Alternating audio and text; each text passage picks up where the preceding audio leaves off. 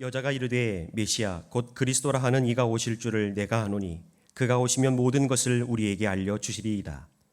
예수께서 이르시되 내게 말하는 내가 그라 하시니라. 이때에 제자들이 돌아와서 예수께서 여자와 말씀하시는 것을 이상히 여겼으나 무엇을 구하시나이까 어찌하여 그와 말씀하시나이까 묻는 자가 없더라. 여자가 물동이를 버려두고 동네로 들어가서 사람들에게 이르되 내가 행한 모든 일을 내게 말한 사람을 와서 보라. 이는 그리스도가 아니냐 하니 그들이 동네에서 나와 예수께로 오더라. 그 사이에 제자들이 청하여 이르되 랍비여 잡수소서. 이르시되 내게는 너희가 알지 못하는 먹을 양식이 있느니라. 제자들이 서로 말하되 누가 잡수실 것을 갖다 드렸는가 하니 예수께서 이르시되 나의 양식은 나를 보내신 이의 뜻을 행하며 그의 일을 온전히 이루는 이것이니라. 너희는 넉 달이 지나야 추수할 때가 이르겠다 하지 아니하느냐. 그러나 나는 너희에게 이르노니 너희 눈을 들어 밭을 보라. 희어져 추수하게 되었도다. 거두는 자가 이미 삭도 받고 영생에 이르는 열매를 모으나니 이는 뿌리는 자와 거두는 자가 함께 즐거워하게 하려 함이라. 그런즉 한 사람이 심고 다른 사람이 거둔다 하는 말이 옳도다. 내가 너희로 노력하지 아니한 것을 거두러 보내었노니 다른 사람들은 노력하였고 너희는 그들이 노력한 것에 참여하였느니라. 여자의 말이 내가 행한 모든 것을 그가 내게 말하였다 증언하므로 그 동네 중에 많은 사마리아인이 예수를 믿는지라. 사마리아인들이 예수께 와서 자기들과 함께 유하시기를 청하니 거기서 이틀을 유하심에 예수의 말씀으로 말미암아 믿는 자가 더욱 많아 그 여자에게 말하되 이제 우리가 믿는 것은 내 말로 인함이 아니니 이는 우리가 친히 듣고 그가 참으로 세상의 구주이신 줄 알미라 하였더라. 이는 하나님의 말씀입니다. 아멘. 아멘. 저를 따라서 함께 고백하겠습니다. 하나님의 거룩한 말씀, 우리 삶의 능력입니다. 오늘 주시는 하나님의 말씀 믿음으로 아멘 하겠습니다. 받은 말씀 따라 순종으로 살아내겠습니다. 아멘. 예, 우리의 믿음의 고백대로 그렇게 살아가기를 간절히 소망합니다. 예, 우리 설교를 시작하기 앞서서 질문 하나를 드리고 싶어요. 혹시 여러분들 가운데에 안경을 들고 계시면서도 안경을 찾는 분 혹시 계십니까? 예, 가끔 드라마를 보면 푼수라고 하잖아요. 그 감초 역할을 하는 꼭 아주머니들이 스마트폰을 냉동실에 넣어놓고 전화가 없다고 막 찾는 그런 모습들을 가끔 보게 되죠. 그래서 그런 우스꽝스러운 모습을 통해서 이 드라마가 참 재밌어지는 그런 역할들을 하는 모습을 보게 됩니다. 저 같은 경우도 그래요. 뭔가를 찾기 위해서 항상 아내를 호출합니다. 이거 어딨냐 그러면 신기하게 아내는 어디 있는지 거의 알더라고요. 예, 뭐 어디 몇 번째 보면 있다. 근데 제가 거기에 가보면 신기하게도 없어요. 네. 근데 아내가 와서 찾으면 있어요. 예, 그래서 등잔 밑이 어둡다고 바로 눈앞에 보이는 것을 찾지 못할 때가 종종 있더라는 것이죠. 이처럼 우리는요, 종종 가까이에 있는 것을 보지 못할 때가 있습니다. 너무 익숙해져서 혹은 내가 보고 싶은 것만 보느라고 내 눈앞에 있는 실상을 놓쳐버리는 경우들이 많다는 것이죠. 그런데 여러분, 이런 모습들이 드라마 속의 이야기뿐만 아니라 우리들의 삶과 우리들의 신앙생활 속에서 또한 우리의 영적인 삶의 모습 속에서도 동일하게 나타난다는 사실이죠. 오늘 본문 말씀인 요한복음 4장은 그 역사를 아주 적나라하게 보여주고 있습니다. 예수님을 가장 가까이 모시고 누구보다 예수님을 잘 알았고 또 예수님을 열심히 따랐던 제자들의 모습, 그리고 반면에 주님이 누구신지도 모르고 또 정오의 떼약볕에 물을 뜰어 나오는 그 사마리아 여인이 있었습니다. 상식적으로 보면 누구보다 예수님을 따랐던 제자들이 예수님에 대해서 정확하게 알아야 되죠. 그런데 오늘 본문 말씀의 결론에 이르게 되면 우리는 당혹스러운 결과를 맞닥뜨리게 됩니다. 바로 몸은 예수님의 제자들이 더 가까웠지만 정작 우리 주님의 배부름과 주님의 비전을 공유한 사람은 제자들이 아닌 이방인이었던 사마리아 여인이었다는 것이죠. 마치 우리가 안경에 지문이 묻거나 먼지가 쌓여서 뚜렷하게 볼 수 없는 것처럼, 그래서 우리가 바라보는 것들이 왜곡되어 보이는 것처럼 제자들의 그 마음의 렌즈에는 내 필요, 내 안위, 내가 어떻게 하면 높아질까, 내가 어느 자리에 앉을까, 또 심지어는 유대교적인 선입견이라는 지문이 가득 묻어 있었지요. 그래서 그들은 주님과 동고동락하면서도 정작 주님께서 보고 계시고 주님께서 듣고 계신 소리를 듣지 못했던 것이지요. 원하기는 오늘 이 시간 성령 하나님께서 저와 여러분들의 그 영적인 흐릿해진 그 눈을 밝히 보여주셔서 주님의 시선으로 바라보고 주님께서 들으시는 그 음성을 듣는 귀한 은혜의 시간 되시기를 간절히 축복합니다. 오늘 본문 말씀 25절과 26절을 보면은요, 인류 역사상 가장 영광스러운 자기 계시의 순간입니다. 사마리아 여인이 이렇게 말하죠. 25절 같이 있습니다. 시작. 메시아 곧 그리스도라 하는 이가 오실 줄을 내가 아노니 그가 오시면 모든 것을 우리에게 알려주시리이다. 아멘. 이 여인은요, 메시아를 기다리고 있었어요. 그런데 정확히 메시아가 누군지 모르고 정확히 예배가 무엇인지 몰랐던 여인이에요. 그러면도 하지요. 이제 나라가 쪼개진 이후로 북이스라엘은 이제 위쪽에서 예배를 드렸고 남유다는 이제 예루살렘에서 예배를 했기 때문에 예배 방식이 많이 달라져 있었지요. 그렇기 때문에 이 사마리아 여인은 신학적으로도 정리가 되지 않았을 뿐더러 도덕적으로도 또 윤리적으로도 사회적으로도 결코 올바르지 않았던 그런 인물입니다. 심지어는 어디서 예배를 드려야 될지 어떻게 예배를 드려야 될지 정확하게 알지 못했어요. 그러나 그 사마리아 여인의 영혼 깊은 곳에는 메마름의 갈증이 있었고 진짜 메시아가 오신다면이라는 그런 소망이 있었던 것이죠. 그때의 예수님의 대답은 우리가 전혀 생각하지도 못했던 놀라운 선포였죠. 26절을 보니까 이렇게 말씀합니다. 내가 말하는 내가 그라. 어디서 많이 들어보셨죠? 에고 에이미. 들어보셨죠? 자, 이 말씀은 뭡니까? 구약 성경을 보면 하나님께서 자기 자신을 계시하실 때 쓰셨던 말씀이에요. 그래서 출애굽기 3장 14절을 보면 이렇게 말씀합니다. 같이 읽어봅니다. 시작. 하나님이 모세에게 이르시되 나는 스스로 있는 자니라. 또 이르시되 너는 이스라엘 자손에게 이같이 이르기를 스스로 있는 자가 나를 너희에게 보내셨다 하라. 아멘. 스스로 있는 자. 모세는 어떻습니까? 떨기나무, 불이 타오른 그 떨기나무 앞에 나타나신 하나님, 그 하나님 앞에서 또 지금 사마리아의 이름 없는 이 여인 앞에서 하나님은 자신을 보여주신 거예요. 자신을 계시하신 것이죠. 그런데 가만히 보면은요, 자신이 메시아이심, 즉 자신이 하나님이심을 드러내는 장소가 어디입니까? 사마리아예요. 그렇게 유대인들이 목숨 걸던 유대 성전도 아니고 또 니고데모처럼 똑똑하고 박식한 종교 지도자들 앞에서도 아니고 오히려 유대인들이 짐승처럼 여겼던 그런 사람들이 사는 그 땅, 흑암의 땅이라고 불리는 그곳, 그 땅에서 예수님은 자신을 계시하셨던 것이죠. 더군다나 어떻습니까? 사람들의 눈이 두려워서 아무도 다니지 않는 12시, 성경 시각으로 제6시죠. 태양빛이 너무 강해서 도저히 돌아다닐 수 없는 그 시간에 물을 뜨러온 그 상처 입은 여인에게 자신이 메시아이심을 계시하셨던 것이죠. 이런 예수님의 선포는 복음의 파격적인 모습을 보여줍니다. 복음은 우리가 하나님을 찾아낸 성취의 기록이 아닙니다. 제가 설교할 때마다 강조했지만 복음이 먼저 우리를 찾아온 것이죠. 하나님께서 우리에게 먼저 찾아오셔서 우리를 자녀 삼아 주셨던 것이죠. 그래서 복음은 하나님이신 그리스도께서 사마리아라는 지리적 경계, 그리고 여인이라는 성별적인 경계, 그리고 죄인이라는 도덕적 경계를 허무시고 일방적으로 찾아오신 은혜의 사건이라는 것이죠. 그래서 본문은 뭐라고 말합니까? 예수님이 사마리아를 어떻게 하냐면 통행하여야 하겠는지라 라고 말씀합니다. 자, 이 말은 무슨 말입니까? 단순히 내가 저기로 가야 돼 라고 말하는 것이 아니에요. 하나님 아버지의 뜻을 이루시기 위해서 반드시 그 길을 가야만 하겠다는 예수님의 의도적인 필연성을 말하는 것이죠.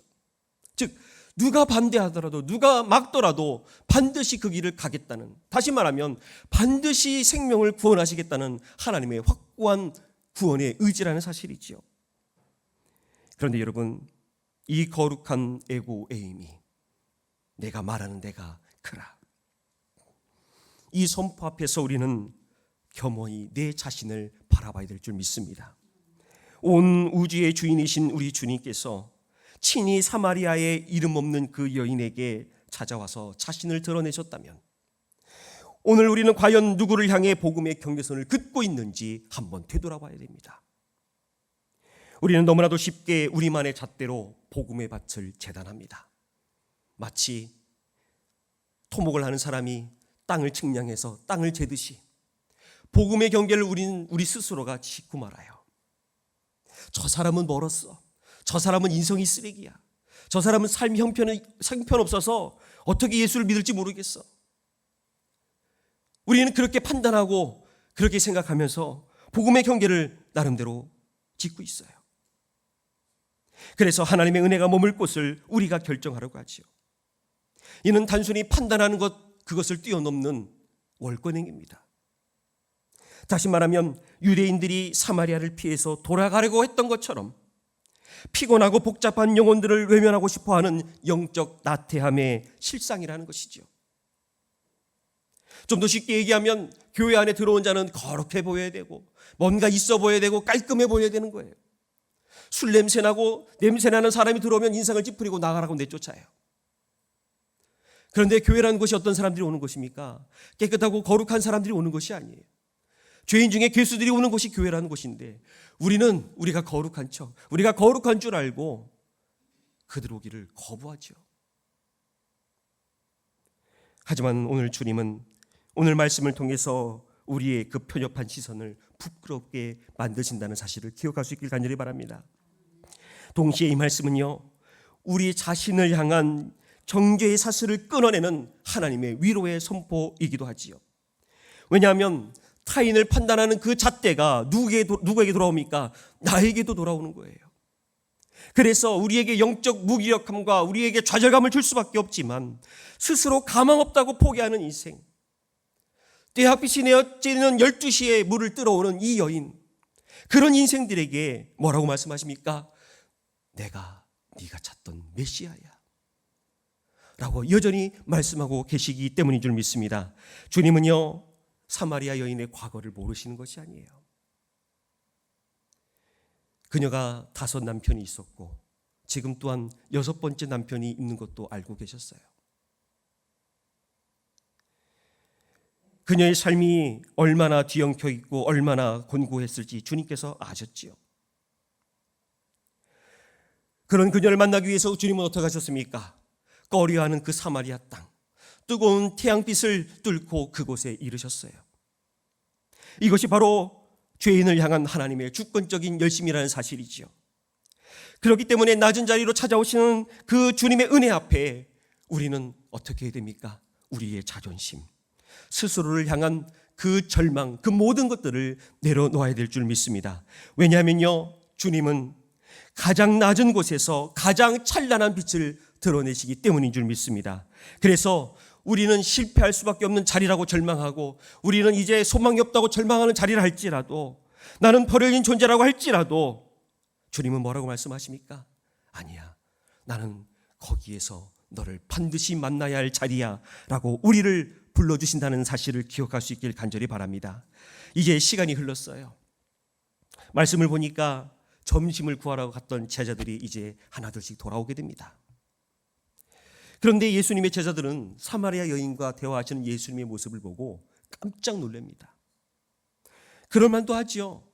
당시의 유대인 남자가 여인에게 말을 섞는 것 또한 문제가 되는데 심지어 자신들이 개보다 못하게 취급을 하고 있는 사마리아인과 대화하고 있다는 것, 더군다나 스승이요 선생이라고 불리는 자가 율법을 어기면서 이방인과 사마리아인과 여인과 대화하고 있다는 사실 자체는 이미 율법을 어긴 일이기 때문에 경악할 수밖에 없는 것이죠. 그런데 예수님의 제자들은 사마리아 여인과 대화하는 예수님께 차마 따지거나 묻지 못해요. 오히려 뭐라고 말하냐면 31절을 보니까 랍비여 잡수소서. 가만 보면 제자들이 참 충성스럽습니다. 예수님이 배고프실까 봐, 예수님이 목마르실까 봐, 예수님이 허기지실까 봐 열심히 먹을 것을 찾아와서 드세요라고 드리는 것 얼마나 충성스럽습니까?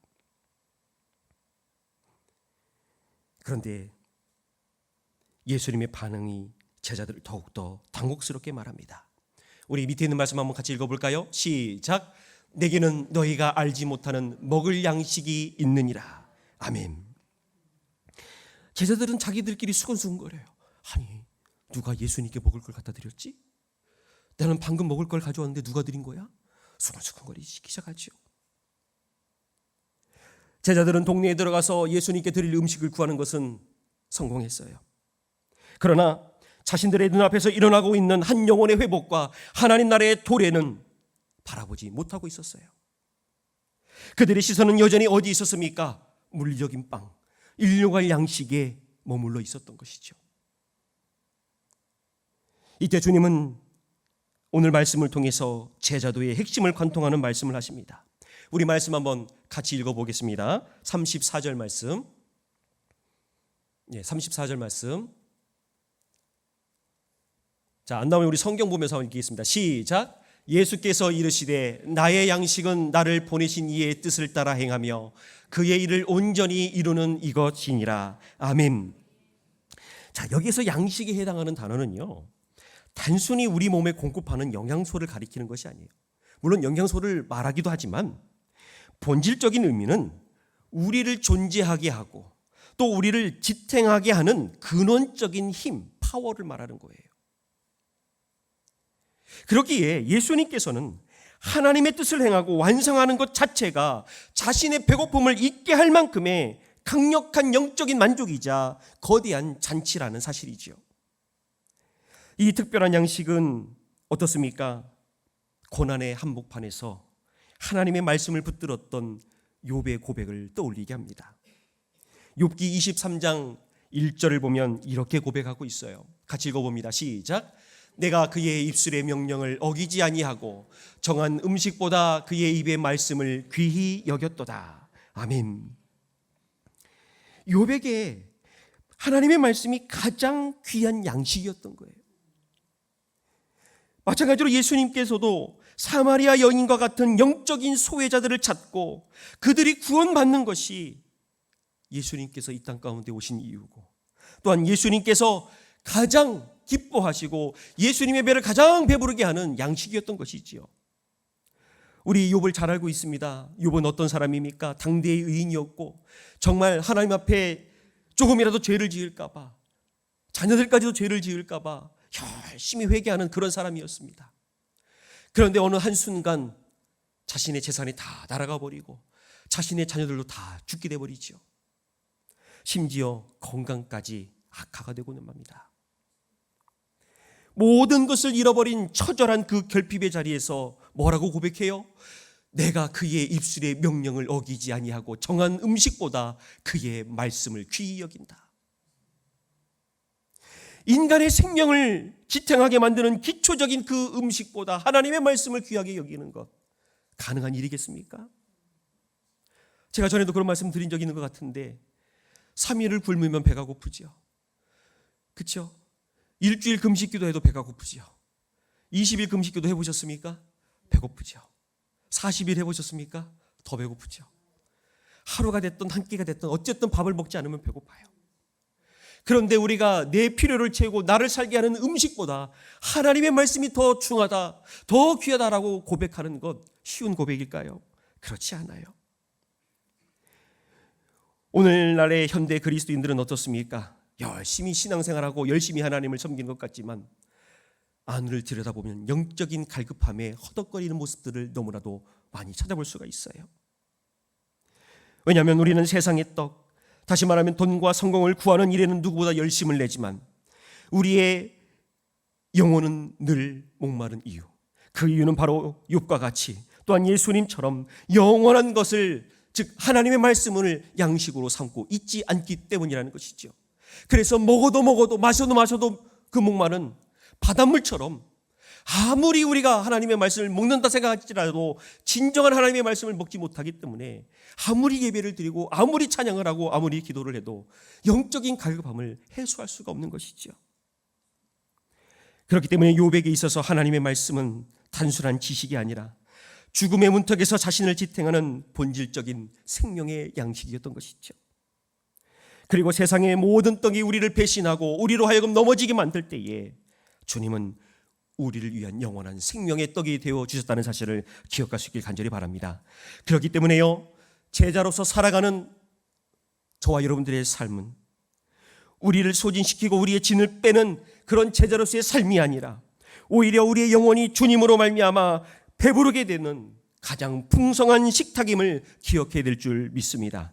그래서요, 예수님은 오늘 제자들에게 무엇을 가르치십니까? 이 양식의 우선순위를 가르치시는 거예요. 전에도 나누었잖아요. 주기도문의 일용할 양식.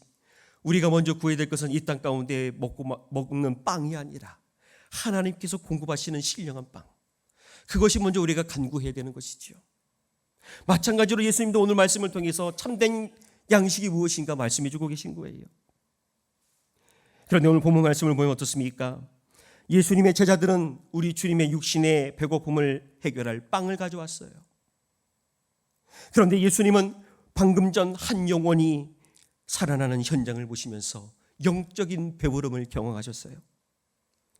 사랑하는 성도 여러분, 우리는 예수님의 팬과 예수님의 제자를 혼동합니다. 팬은 예수님을 좋아하고 곁에 머물면서 예수님을 자랑스러워해요. 때로는 예수님께 헌금도 하고 예수님께 봉사도 합니다. 때로는 직분도 받아요. 하지만 팬은 결코 주님을 위해 자신을 내어놓지 않습니다. 주님의 마음이 타들어가는 그 영혼이 죽어가는 현장에는 전혀 관심이 없어요. 반면 제자는 어떻습니까? 다른 것이 아니라 주님의 마음을 알고 주님의 마음을 배운다는 것이죠. 주님이 배고파하시는 곳에서 주님과 함께 같이 굶주리고, 주님께서 눈물 흘리시는 곳에서 같이 눈물 흘리고, 주님께서 배불러 하시는 영혼의 구원의 자리에서 주님과 함께 기뻐한다는 것이지요. 그렇다면 우리 교회는 지금 무엇으로 배부르고 있습니까? 세련된 예배입니까? 아니면 성도들끼리의 끈끈한 친교입니까? 물론 예배도 중요하고 친교도 중요하지요. 하지만 우리가 빵을 챙기는 정성은 있으면서도 주님의 양식, 주님의 그 떡을 살과 피를 나누는 그 은혜가 없다면 우리는 단지 열성적인 팬의 모임에 불과하다는 사실이죠. 사랑하는 성도 여러분, 오늘 이 말씀 앞에서 처절한 우리들의 모습을 직면할 수밖에 없습니다. 주님 보십시오. 저는 떼약 밑에서 서 계신 그 주님의 갈증보다 당장 내 배를 채울 일용할 양식이 더 급합니다. 저는 주님 곁에 수십 년 동안 머물러 있으면서도 여전히 주님의 마음보다는 나의 평안을, 주님의 양식보다는 세상의 떡을 갈망하는 자입니다. 라는 탄식이 오늘 말씀 앞에서 터져 나와야 돼요. 거룩한 척 은혜로운 척 앉아있는 것이 아니라 오라 나는 곤고한 자로다, 이런 탄식이 터져 나와야 된다는 사실이죠. 그러나 이 적나라한 직면의 자리가 우리를 책망하고 우리를 정죄하고 우리를 파멸시키는 자리가 아니라 오히려 하나님의 은혜의 보좌가 됨을 믿는 저와 여러분들 되시기를 주님의 이름으로 간절히 축복합니다. 왜냐하면요, 우리가 외면했던 하나님의 음성을 단 한순간도 놓치지 않으시고 겟세마네 동산에서 땀방울이 핏방울이 되기까지 기도하셨던 그 예수님, 그래서 자신의 온전한 순종을 통하여 쉐바를 완성하신 예수 그리스도의 그 의가 우리에게 덧입혀졌기 때문인 줄 믿습니다. 그래서 이제는요, 죄인이 아니라 예수 그리스도로 말미암아 의인된 자로서, 더 나아가서 복음의 빚진 자로서 주님의 마음을 구하는 자리로 나아갈 수 있는 우리 모든 운양의 권속들이 되시기를 주님의 이름으로 축복합니다. 그런데요, 주님은 멍하니 서 있는 제자들에게 뭐라고 말씀하십니까? 우리 35절 같이 한번 읽어볼까요? 시작. 너희는 넉 달이 지나야 추수할 때가 이르겠다 하지 아니하느냐? 그러나 나는 너희에게 이르노니 눈을 들어 밭을 보라. 희어져 추수하게 되었도다. 아멘. 당시 유대인들은 씨 뿌리고 넉 달이면 추수한다라는 격언이 있었다고 해요. 오늘 설교하기 위해서 교회에 나오는 데에 이제 모내기 하기 위해서 이제 논을 갈고 있더라고요. 근데 이미 모내기 한 곳도 있더라고요. 뭐 요즘은 2학기 가지고 따라락 하니까 금방 끝나잖아요. 근데 옛날에 어땠습니까? 모줄을 잡아가지고 가서 다 심고, 그렇죠? 저도 6살 때 가서 심고 막걸리 얻어먹었어요. 제가 목회자 자녀인 걸 동네 분들이 다 아는데 너도 한 잔 마셔봐 하면 주시더라고요. 뭔지 모르니까 주신가 먹었죠. 예. 또 이제 고등학교 때는 농활 나가가지고 태풍으로 쓰러져 있는 이제 벼도 베고, 예. 그래서 성경 말씀을 볼 때마다 그 기억들이 많이 떠올라요. 근데 유대 격언에 씨 뿌린 후 넉 달이 지나야 추수한다라는 격언이 있었어요. 이 이야기는 자연의 순리를 따르는 상식적이고 당연한 이치죠. 뿌리면 거두는 거니까요. 그런데 영적인 세계에서 이 넉 달이라는 것은 종종 우리의 나태함과 불신앙의 그 모습을 정당화하는 심리적인 방어 기제로 사용된다는 거예요. 예수님의 제자들 보면 어떻습니까? 또 유대인들을 보면 어떻습니까? 사마리아의 그곳에 들어가길 꺼려했고, 심지어 베드로조차도 이방인과 식사하기를 꺼려했어요. 그러니까 유대인들이 온다는 소식을 듣고 이방인들과 식사하다가 도망갔어요. 그래서 바울이 막 책망하잖아요. 네가 믿음으로 구원받았는데 어떻게 네가 그럴 수 있냐? 바울이 막 책망하잖아요. 마찬가지였어요. 그 종교적인 토양과 유대인의 그 적대감 때문에 뭐라고 말합니까? 저들은 구원받을 존재가 아니야. 저들은 멀었어. 복음의 문을 스스로 닫아버린 거죠. 아까 말씀드렸듯이 복음의 경계를 스스로가 구분하고 있었던 것이죠. 그렇다면 오늘날 저와 여러분들의 모습은 어떻습니까? 우리는 세상과 교회를 분석하는 데는 아주 박사예요. 인구 통계를 증거로 다음 세대가 사라질 것이라고 수많은 학자들이 예언하고 있어요. 또 사회적인 데이터를 근거로 복음의 시대는 끝났다라고 이제 말하고 있어요. MZ세대, 잘파세대는 이기적이라서 자기밖에 모른다.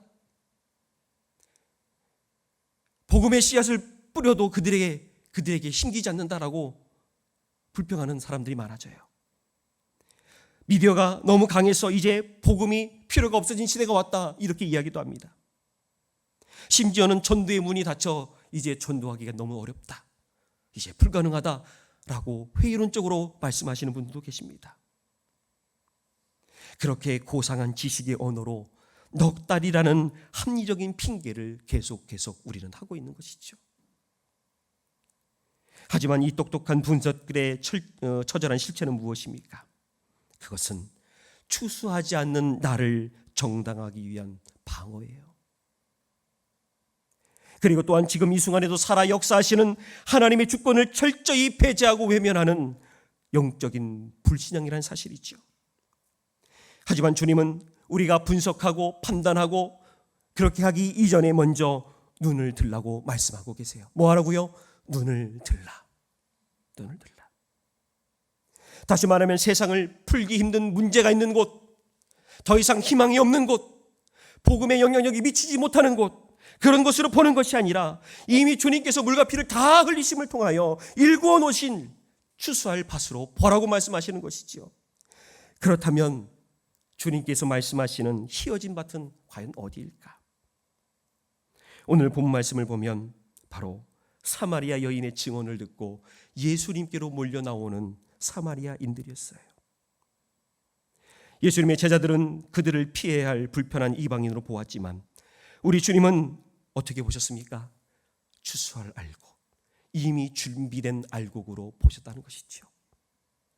그리고 주님은 이제 뿌리는 자와 거두는 자의 신비로운 은혜의 원리에 대해서 말씀하세요. 38절 같이 읽어보겠습니다. 시작.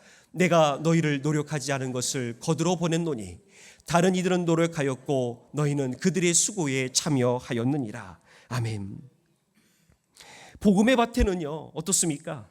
이미 수천 년 전부터 수많은 선지자들을 통해서 하나님의 말씀이 선포됐어요.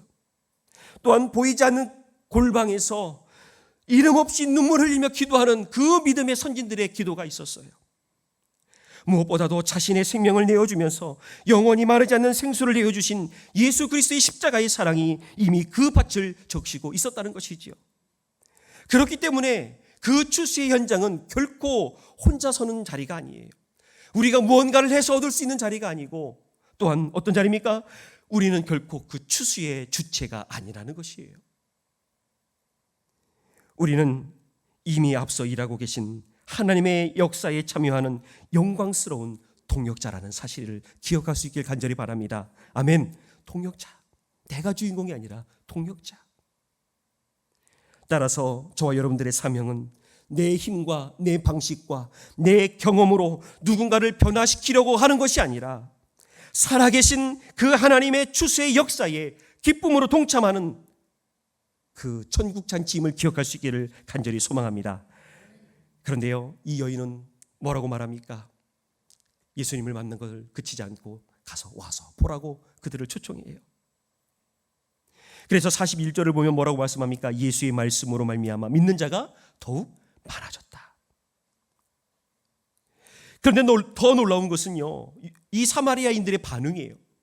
42절을 보니까 뭐라고 말하냐면, 이제 우리가 믿는 것은 내 말로 인함이 아니니 이는 우리가 친히 듣고 그가 참으로 세상의 구주이신 줄 알미라 라고 말하는 거예요.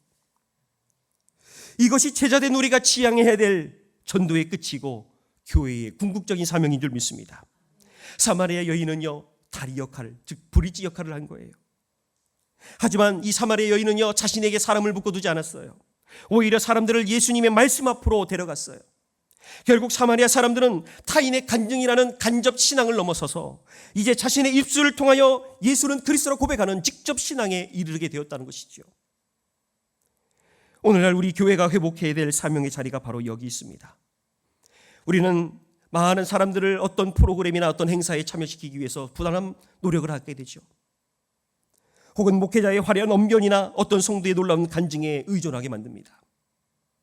하지만 참된 교회는 성도들을 프로그램에 집중하게 하거나 아니면 어떤 개인의 한 목회자에게 묶어두거나 누군가의 체험에 의지하게 하는 간접 신앙이 아니라 예수님의 말씀 앞으로 데려가는 곳, 다른 사람이 하나님이 아니라 나의 하나님을 직접 만나게 하는 곳이 교회라는 사실이죠.